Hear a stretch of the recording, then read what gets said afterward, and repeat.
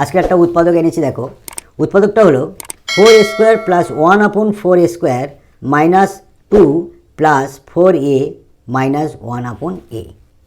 এইটা আমরা কিভাবে উৎপাদকে বিশ্লেষণ করব দেখো। প্রথমে আমরা সূত্রে ফেলার চেষ্টা করব। দেখো সলভ, আমরা অঙ্কটা লিখে নিচ্ছি।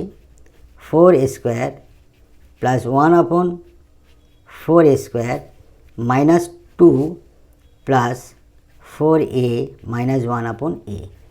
দেখো এখান থেকে এইটা আমরা সূত্রে ফেলার চেষ্টা করব, তাই একটু সাজিয়ে নেব। দেখো এখান থেকে কি হবে, 2a হোল স্কোয়ার হবে। আমরা বিটাকে যদি বানাই তাহলে 1/2a হোল স্কোয়ার হচ্ছে, আর এই দুইটাকে আমরা মাইনাস 2a মানে কি 2a আর b মানে 1/2a। তাহলে আমাদের এইটা কেটে যাচ্ছে -2, তাহলে এখান থেকে এইটা পর্যন্ত আমরা একটা সূত্রে ফেলে দিলাম।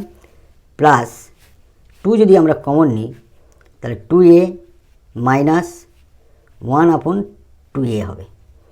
কেননা দুইটা যদি এর সঙ্গে গুণ করি তাহলে 4a হচ্ছে, আর দুইটা এর সঙ্গে গুণ করলে কি দুইটা উপরে হয়, এই দুই কেটে গেলে 1/a হয়। 2 গুণ 2a সমান কী হচ্ছে 4a হলো, আর দুইটা এর সঙ্গে গুণ করলে মাইনাস 2 2/a, তাহলে 2 কেটে গেলে কী হচ্ছে 1/a হচ্ছে। তো তাই আমরা এটার সঙ্গে মিল করার জন্য এটা করেছি। তাহলে দেখো a স্কোয়ার একটু ঘিঞ্জিয়ে গেছে, তাই আমরা একটু পরিষ্কার করে লিখে দেখাচ্ছি।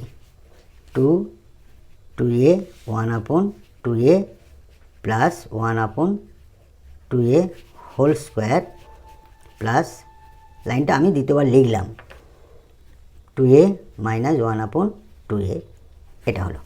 তাহলে এখানে a square minus 2ab plus b square, এখান থেকে আমরা কী লিখব 2a minus 1/2a whole square লিখব। a square minus 2ab plus b square সমান a minus b whole square হলো, আর এরপরে আছে আমাদের প্লাস 2 কমন ছিল 2a মাইনাস 1/2a। দেখো এখানে 2a মাইনাস 1/2a দুটো আছে, এখানে 2a মাইনাস 1/2a একটা আছে, তাহলে আমরা একটা কমন নেব।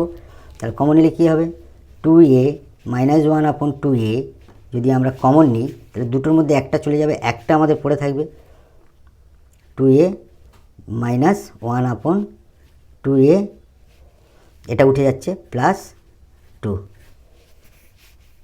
এটা সাজিয়ে লিখলে হবে 2a minus 1/2a 2a plus 2 minus 1/2a, it will be answer. Thank you.